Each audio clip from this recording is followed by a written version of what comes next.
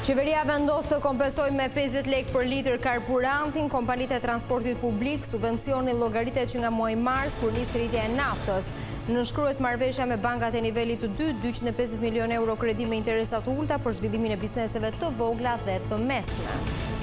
Kryeministri Rama reagon pas shkrimeve të mediave italiane për emigrantët, citimet e shkurtuara sollën konfuzion, marrëveshja për kampin është ende në fuqi. Berisha deklaron se integrimi është bllokuar për shkak të korrupsionit qeveritar, sipas tij vendet anëtare të Unionit nuk e tolerojnë çështjen Ballukur.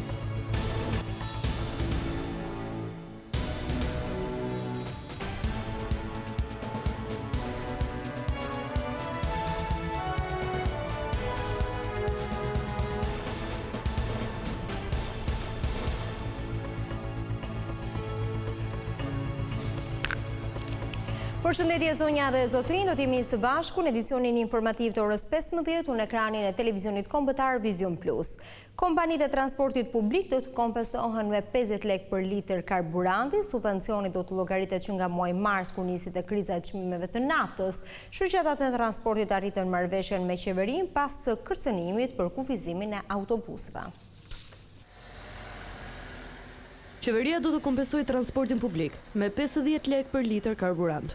Në një dalje për mediat pas mbledhjes së qeverisë, Ministri i Infrastrukturës Enea Karakaçi bëri me dije se kjo masë subvencionuese do të nisë që nga muaji mars, periudhë kur nisi kriza e hidrokarbureve. Bëhet fjalë për një kompensim në masën 50 lekë për litër për gjitha shoqëritë e transportit publik, të transportit qytetës, ndër qytetës dhe rreth qytetës, dhe po ashtu një lajm i mirë tjetër që përsëri ne u angazhuam në ato takime që kemi bërë me gjitha grupet e interesit të transportit, është që këtë masë subvencionuese do e fillojmë që në muajin mars. Pyetur nëse qeveria do të heqë taksën e qarkullimit për shkak të vendosjes së pagesës për akset e reja rrugore, Ministri u shpreh se ky vendim nuk merret, përsa ka rrugë alternative. Gjitha këto rrugë që ju referoni kanë rrugë alternative dhe një pjesë e mirë e tyre, në rastin konkret atyre rrugëve të reja që ju referoni, kanë rrugë të reja alternative që është sipas standardeve përkatëse. Ndërkaq, Ministri i Financave Petrit Malaj sqaroi se qeveria do të marrë masa në mënyrë që qytetarët të mos kenë problematika me shërbimet për shkak të mbylljes së përkohshme të portalit i Albania. Patjetër që nëse këto vonesa do të sillin penalitet për qytetarët, unë besoj që qeveria do të marrë gjitha masat e nevojshme që të tejkalojmë këto lloj penalitetesh që mund të lini si rezultat i mos funksionimit të sistemit i Albania. Nga data 15 deri në datën 18 maj, qeveria ka njoftuar se portali i Albania nuk do të jetë funksional, pasi do t'i nënshtrohet një proces i përditësimi.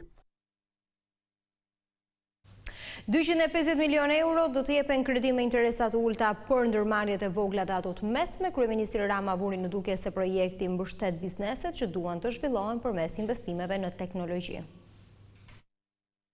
Bizneset e vogla dhe të mesme do mund të marrin kredi me norma interesi 2 deri në 3 herë më të ulta si pasojë e nismës së re të qeverisë dyfisho biznesin tënd. Gjatë nënshkrimit të marrëveshjes me bankat e nivelit të dytë, kryeministri Rama u shpreh se projekti do të nxjisë më shumë performancën e sipërmarrjeve. Të gjitha ndërmarrjet e vogla dhe të mesme. Dhe sot të gjithë ata që kanë një ndërmarrje të vogël apo të mesme duhet ta dëgjojnë qartësisht që brenda një kohe shumë të shkurtër pas firmosjes së marrëveshjes do të futen në zbatim një program i cili ju hap të gjithëve një derë për të dyfishuar sipërmarrjen e tyre, natyrisht bazuar në planin e biznesit dhe në gjithë komponentët e tjerë që janë të pa tjetërsueshëm dhe të pazëvendësueshëm për bankat e nivelit dytë. Në total do të jenë 250 milion euro që do të ofrohen nga bankat e nivelit të dytë me kushte të favorshme, të cilat pritet të shkojnë kryesisht për teknologji dhe digitalizim. Firmosim sot, qëllimi i tij është për të ndërtuar një instrument kredie, një instrument i cili mbështetet qoftë nga Banka e Shqipërisë nëpërmjet vënies në dispozicion të një likuiditeti prej 250 milion euro nëpërmjet sektorit bankar për bizneset shqiptare, për që ata të marrin një kredi me një normë të ulët interesi, nxit investimet e ndryshme në digitalizim, investime në automatizim, investime në linja prodhimi. Paralelisht me këtë nisëm, qeveria ka vendosur edhe një fond prej 30 milion eurosh si garanci sovrane. Paralelisht, linja e kredis do të shoqërohet edhe me garancinë sovrane, një garanci sovrane që tashmë e kemi të hedhur në treg, prej rreth 30 milion euro, e cila do të zgjerohet dhe të kalojë nga sektori bujqësor, do të shtrihet edhe për të mbështetur SME-t. Garancia sovrane do të rritet, pra nga vlera 30 milion që kemi aktualisht do të rritet gradualisht, bazuar në kërkesat që do të na vinë nga ndërmarrjet e vogla dhe të mesme, por natyrisht duke mbajtur parasysh edhe mundësitë që ka buxheti i shtetit. Bizneset e vogla dhe të mesme zën 99% të totalit në të gjithë vendin, duke qenë sektori që prodhon më shumë për ekonominë e vendit dhe punson pjesën më të madhe të fuqisë punëtore.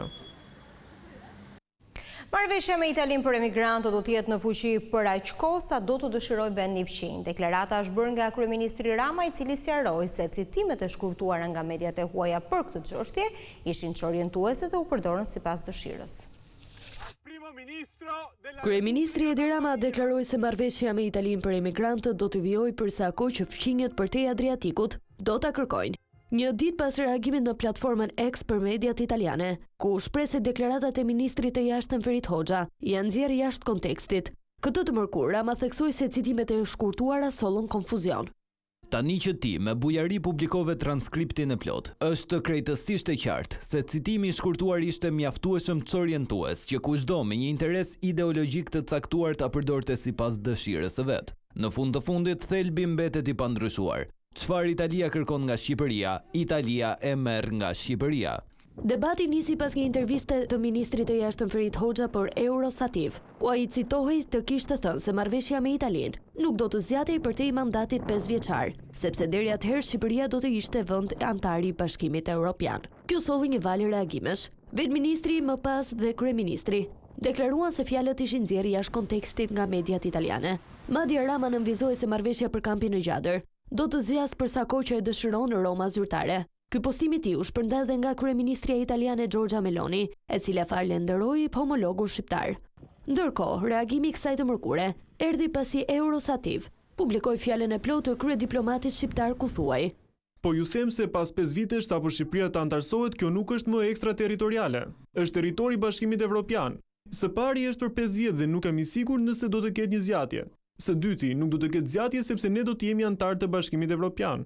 Marrëveshja me Italinë për emigrantët u nënshkrua mes kryeministrit Edi Rama dhe Melonit në vitin 2023. Komisioni i Reformës Territoriale nisi dëgjesat me kryebashkiakët për të mësuar qëndrimet e tyre me ndryshimet që duhen bërë.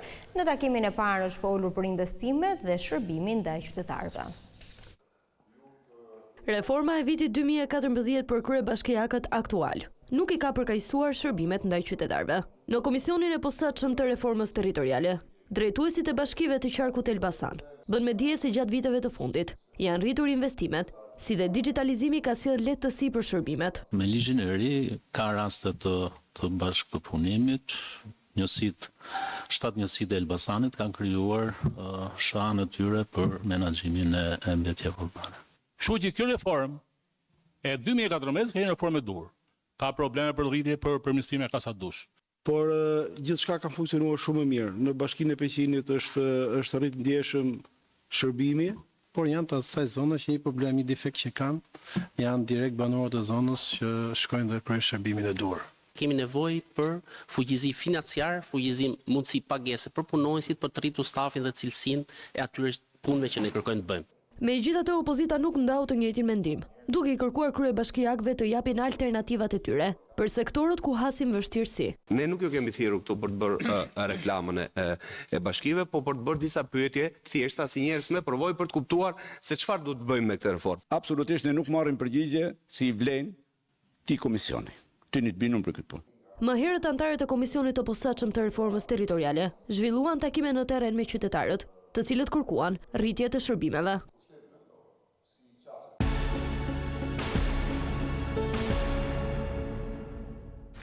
Kryetari i Partisë Demokratike Sali Berisha përsëriti akuzat se integrimi është bllokuar dhe për këtë sipas tij përgjegjësia BNB Edi Rama. Lideri i opozitës thotë se vendet anëtare të Unionit nuk po e miratojnë raportin e IBAR për shkak të çështjes Ballokun. Ditën e njëjtë parlamenti do të debatojë vetëm për procesin e negociatave për antarësimin e Shqipërisë në Bashkimin Evropian, dhe mbledhja e deputetëve demokratë u fokusua tek kjo çështje. Kryetari i Partisë Demokratike Sali Berisha shfrytzoi mbledhjen për të akuzuar kryeministrin Edi Rama se po e bllokon procesin e integrimit. Ky proces, siç faktohet çdo ditë më shumë është marrë peng nga një organizatë kriminale që drejton Shqipërinë me kreun e sajt Meduzës Edi Ramën. Sipas Berishës, një prej arsyeve pse raporti i Bar nuk po miratohet nga vendet anëtare është qëndrimi i shumicës socialiste kundër kërkesës së SPAK-ut për heqjen e imunitetit të ish së vendës kryeministres Belinda Balluku. Edi Rama deklaroi ditën e Europës se nuk ka lidhje me Ballukun. Në një kohë kur për respektimin e vendimit të prokurorisë u bën një seri deklaratash nga partnerët tanë kryesor, por dhe nga vetë Komisioni Evropian. Sipas kryetarit të Partisë Demokratike, në këtë situatë nuk mund të ketë ecje para në procesin e integrimit.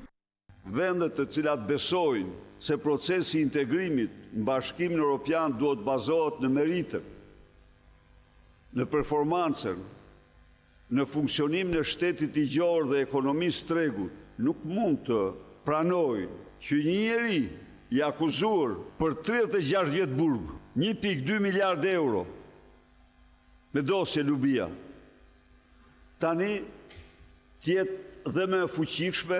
Të njëjtën parlamenti ka në rendin e ditës debatin për gjithjet e progres raportit Komisionit Evropian. E gjithashtu deputetët do të miratojnë edhe një rezolutë të posaçme për procesin e anëtarësimit të Shqipërisë në BE.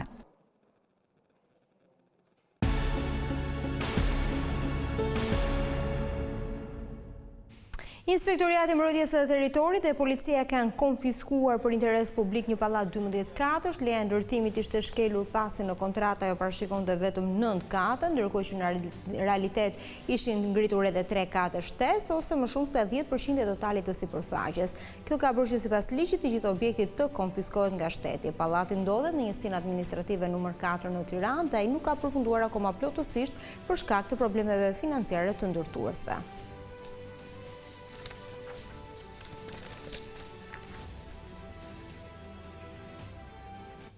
Dy pallate në ndërtim në projektin Durrës Marina, sipas IKMT-s kanë pësuar ulje të strukturës dhe kërkojnë ndërhyrje. Inspektoriati i Mjedisit shprehet se njëra godinë 9 katëshe është fundosur 28 cm, ndërsa objekti tjetër 11 katësh 18 cm. IKMT njoftoi se pas inspektimit i është drejtuar zyrtarisht kompanisë zbatuese të projektit që të marrë urgjentisht masa me përforcimet e nevojshme teknike, të cilat sipas inspektoriatit garantojnë qëndrueshmërinë e strukturave. Marrëveshja 35 vjeçare për ndërtimin e projektit të madh në portin e Durrësit u firmos nga qeveria shqiptare dhe kompania nga Emiratet e Bashkuara Arabe e Alabar në vitin 2022. Projekti ka për vlerën prej $2 miliard.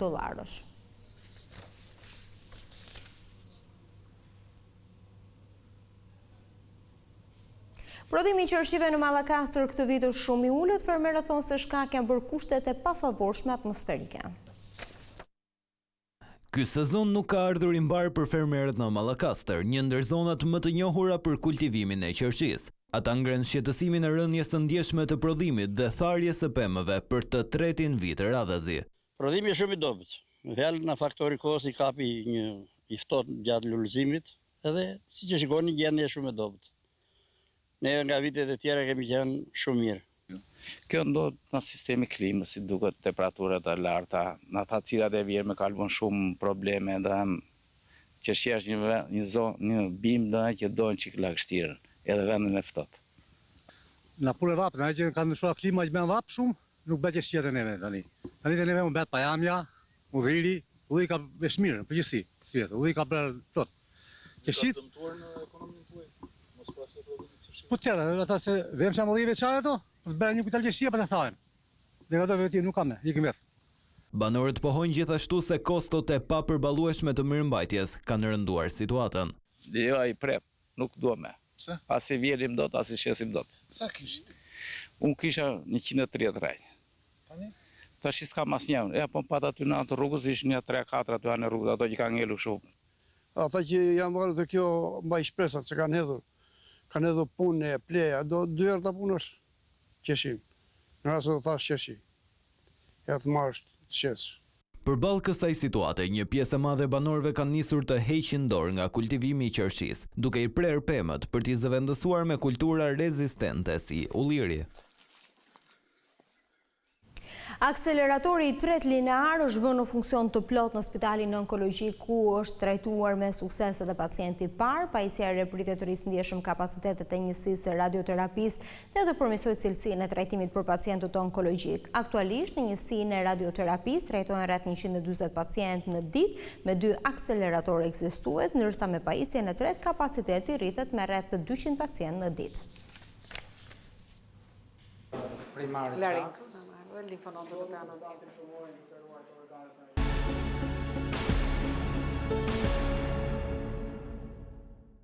Vajzat e përzgjedhura për Miss Shqipëria 2026 kanë nisur rrugtimin e tyre për të fituar kurorën e më të bukurës. Programi përfshin shumë sfilata, sete fotografike dhe aktivitete të tjera promovuese. Një tjetër edicion plot elegancë, ëndra dhe konkurencë ka nisur zyrtarisht rrugëtimin e tij. Miss Shqipëria 2026 ka mbledhur këtë vit qindra aplikime nga vajzat brenda dhe jashtë trojeve shqiptare, duke konfirmuar edhe një herë interesin e madh për një nga kompeticionet më prestigjioze të bukurisë në vend. Nga rreth 400 konkurrente të regjistruara, vetëm 25 vajza arritën të përzgjidhen për të vijuar garën drejt kurorës së Miss Shqipëria. Të martën, organizatorët zhvilluan një takim me finalistet, një moment prezantues që shënoi edhe nisjen simbolike të këtij edicioni. Në atmosferën e entuziazmit, vajzat u njohën më nga afër me programin intensiv që i pret gjatë turit zyrtar i cili do të nisë më datë 22 maj dhe do të kulmojë me finalen e madhe më 6 qershor. Ky rrugtim është shumë i rëndësishëm për mua edhe për atë që dua ëndrat e mia, atë që dua të bëjmë, domethënë në jetë. Sepse besoj që për vajzat që jetojnë jashtë shtetit, të rikthehen në Shqipëri, shumë gjë e bukur. Jam lindur në Itali dhe jetoj atje, kështu që është eksperjenca ime e parë që paraqitem edhe të reprezentoj shtetin tim, Shqipërinë. Edhe është një eksperiencë që dua ta mbaj, që të rritem si një person, edhe që të shfaqem në publikun shqiptare. Ndjehem shumë e lumtur dhe mendoj që kam një eksperiencë shumë e bukur, mendoj që kam ndihmuar shumë në formimin tim. Producenti Petri Bozo u shpreh se edhe këtë edicion të 28 fokusi mbetet tek promovimi i kulturës shqiptare, por mbi të gjitha i vajzave pjesëmarrëse me elegancën dhe vlerat që ato përfaqësojnë. Turi do jetë interesant, si zakonisht i shërben në mënyrë absolute objektivit final që ka pasur jetë e motë Miss Shqipëria që kur është krijuar. Pra kemi programuar tashmë gjithë turin nga pjesa e Shqipërisë mesme në jug dhe deri në jashtë territorit të Shqipërisë në Greqi. Për disa javë, konkurrentët do të jenë pjesë e aktiviteteve, sfilatave, seteve fotografike, vizitave promovuese, si dhe sfidave që do t'i vënë në provë jo vetëm bukurinë, por edhe personalitetin, komunikimin dhe përfaqësimin e tyre publik. 5 artiste shqiptare janë përbashkë në ekspozitën Diona e Dheut në galerinë Gocat përmes punimit të qeramikës veprat përcjellin fuqinë krijuese të gruas.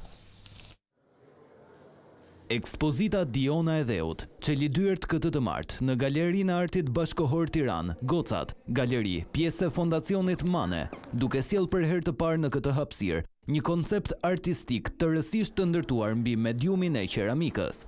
5 artiste shqiptare: Mira Kuçuku, Lambrini Dëna Bojaxhiu, Laura Slamniku Kryeziu, Blerta Suroj dhe Gresa Kurti bashkohen në një ekspozit që ndërthur breza, stile dhe qasje të ndryshme artistike, por që lidhen përmes figurës mitologjike të Dionës, hyjneshës së tokës dhe fuqisë krijuese femërore. E kuruar nga Suzana Varvarica, ekspozita ndërtohet si një udhëtim në pavione të veçanta, ku secila artiste ruan individualitetin e saj, ndërsa veprat komunikojnë mes tyre në një dialog të përbashkët artistik. Në konceptin kuratorial, Dionat e Dheut risjellin simbolikën e gruas hyjni dhe gruas krijuese, të lidhur ngushtë me tokën dhe materjen e qeramikës, një medium që daton mijëra vite më parë si shprehje e gjenezës së jetës dhe artit njerëzor. Diona ishte shumë e respektuar në fiset e periodën. Atëre e gjeta Chelsea. Arkitektura e brendshme e kësaj galerie është perfekt për këtë ekspozitë. Edhe për të tjera, po mua më shkoi shumë për shtat për këto të pesta.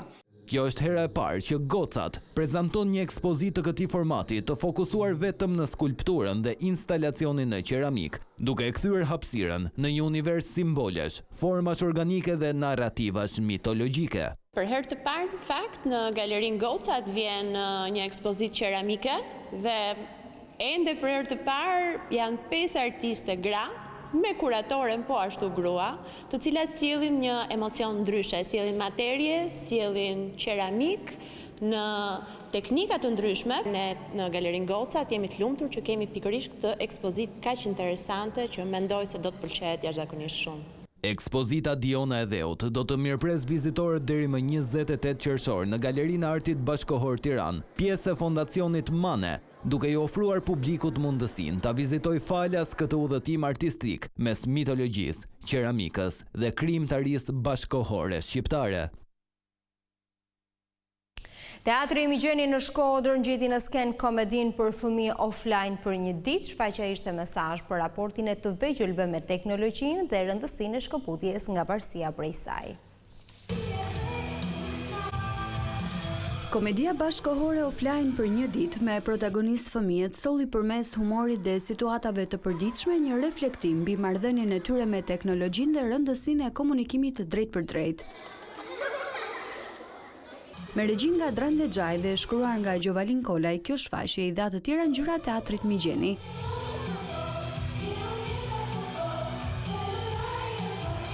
Mes emocioneve të vegjlit tregojnë se kjo eksperiencë ishte e veçantë për ta.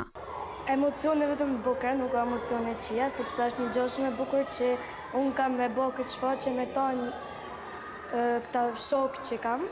Tesh teknologjia është të rrit më shumë çdo ditë dhe telefoni normalisht na duhet për çdo gjë. Por që me këtë shfaqje ne tregojmë që mund të bëjmë gjëra edhe pa telefon, edhe pa internet. Ashtu më pëlqej shumë kjo shfaqje dhe energjia që jep spektatori për ne. Unë falenderoj shumë Zysh Dranën sepse me gjithmonë gati 3 muaj e gjysmë është përkushtuar me shpirt a me zemër që na nxjerrin një mesazh të bukur për kësaj shfaqje. Për artistën Dran Lexhaj, fëmijët me talentin e tyre po dëshmojnë se arti në Shkodër e ka rrugën të sigurt. Unë jam tepër krenare dhe Shkodra duhet jetë krenare për këta fëmijë të mrekullueshëm që ka rrit dhe eduku, edhe këtu fillon zanafilla. E para me dasht artin, e dyta nesër këta fëmijë mund të jenë kontingjent të teatrove, të skenave të mëdha. Edhe kjo më jep një kënaqësi jashtëzakonisht madhe. Offline për një ditë synon të përcjell mesazhe edukative dhe sociale duke i ftuar të vegjëlit dhe prindrit në një përvojë ndryshe, larg ekranit dhe më pranë njëri tjetrit.